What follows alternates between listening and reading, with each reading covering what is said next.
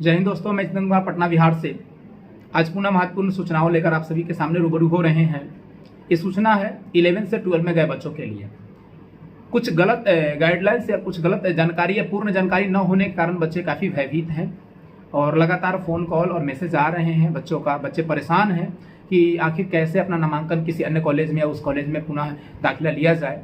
तो बच्चों, टेंशन लेने की ज़रूरत नहीं है, आप धैर्य रखें और क्षमा चाहेंगे जो इतना समय लग गया मुझे आप तक सही जानकारी पहुंचाने में। कुछ अव्यवस्थाएं चल रही थी, इस वजह से हम समय नहीं निकाल पा रहे थे, लेकिन आज पुनः आप लोगों को सही चीज़ों को लेकर आपके सामने रूबरू हुए हैं। तो क्या है ये नया एडमिशन का प्रोसेस, नई शिक्षा नीति के तहत जो डिग्री कॉलेज में नामांकन न लेकर 10+2 का नियम क्या है।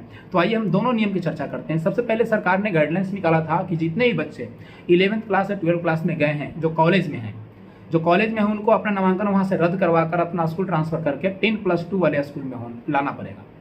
जबकि इस नियम को सरकार ने पुनः संशोधन किया। संशोधन के बाद सरकार ने बोला, बिहार विद्यालय परीक्षा समिति ने बोला कि जो बच्चे जिस कॉलेज में नामांकन ले लिए हैं, अगर वो चाहते हैं कि उसी कॉलेज में वो रहें तो रह सकते हैं। अगर कोई बच्चे चाहते हैं कि अपने नज़दीकी किसी कॉलेज में स्थानांतरण करवा ले, कॉलेज नहीं स्कूल में, क्योंकि कॉलेज में आप एडमिशन नहीं ले सकते हैं, अब 10+2 वाले स्कूल में ही नामांकन ले सकते हैं, तो अपने नज़दीकी स्कूल में स्थानांतरण करवा ले तो करा सकते हैं। इसके लिए OFSS पोर्टल पर फैसिलिटी अवेलेबल करवाई गई थी, किंतु जानकारी के अभाव में बच्चे बहुत ज़्यादा पैनिक हो गए। कुछ बच्चों ने कहा कि सर 30 से पहले डेट था, कुछ बच्चों का कहना है कि 4 तक डेट खत्म हो जाएगा, मेरा नहीं हुआ, मेरा एडमिशन कैसे होगा। तो बच्चे पैनिक होने की ज़रूरत नहीं है। आज मैं आप लोग के सामने सही जानकारी लेकर आया हूँ। दोनों चीज़ें, जो सरकार का नियम दिया गया है वो, जो घोषणा सरकार की है वो, और जो लॉगिन करने के बाद डिटेल्स मिल रहे हैं वो। तो आइए दोनों चीज़ों की चर्चा करते हैं। थोड़ी वीडियो लंबी होने वाली है तो आप लोग ध्यानपूर्वक समझें, तमाम चीज़ों का समाधान आपको यहाँ मिलने वाला है। तो सरकार ने एक संशोधन किया था। संशोधन की विज्ञप्ति संख्या थी इसकी 114/2024। इसके अकॉर्डिंग सरकार ने संशोधन किया था कि जो भी बच्चे किसी कॉलेज में पढ़ रहे हैं, अगर वो अपना नामांकन लेना चाहते हैं उसी कॉलेज में, तो OFS के पोर्टल पर जाकर वो सिर्फ उसी कॉलेज का नाम चुने जिसमें वो हैं। चुनने के बाद उसे सबमिट कर दें, कॉलेज फिर उनका नामांकन उसी में स्थानांतरित कर लेगा। अगर जो बच्चे दूसरे कॉलेज में नामांकन लेना चाहते हैं तो वो अपना जिस नज़दीकी स्कूल वगैरह में नामांकन लेना चाहते हैं, जिस नज़दीकी 10+2 स्कूल में नामांकन लेना चाहते हैं, उसका चॉइस फिल करके वो उसको सबमिट करें। ये तमाम चीज़ें ऑनलाइन प्रोसेस थी OFS जो बिहार गवर्नमेंट 11th का एडमिशन लेती है उस पोर्टल पर। लेकिन दुर्भाग्यवश पोर्टल काम नहीं कर रहा है। 24/3 को एक घोषणा आता है कि फिलहाल ये तमाम चीज़ों को रोक दिया गया है, ठीक है, और इसके पश्चात नई विज्ञप्ति, नए पोर्टल पर नई जानकारी उपलब्ध कराई जाएगी, जिसके बाद बच्चे अपना चयन कर सकते हैं। किंतु अभी तक मैंने OFS पोर्टल खोला, OFS पोर्टल पे कोई ऐसी जानकारी नहीं दी गई है पुनः अपडेट करने का या कोई भी फॉर्म फिलअप करने का। जहां तक कुछ लोगों का कहना है कि लॉगिन करके, तो आइए मैं उससे भी पर्दा उठा लूँ। लॉगिन करने के बाद तक क्या है, मैंने एक स्टूडेंट का लॉगिन किया है जिसके पास उसका ID और पासवर्ड था। बहुत सारे बच्चे के पास ID पासवर्ड नहीं है, जबकि ID पासवर्ड जिसके पास नहीं होता है तो मोबाइल नंबर उसका ID होता है और पासवर्ड अलग से OFS पोर्टल द्वारा दिया जाता है, बिहार गवर्नमेंट द्वारा दिया जाता है। क्योंकि बच्चों के पास पासवर्ड नहीं है तो उसके लिए ऑप्शन होता है फॉरगेट पासवर्ड का। फॉरगेट पासवर्ड के बाद OTP रिसीव होता है, OTP डालने के बाद क्रिएट पासवर्ड का ऑप्शन आता है।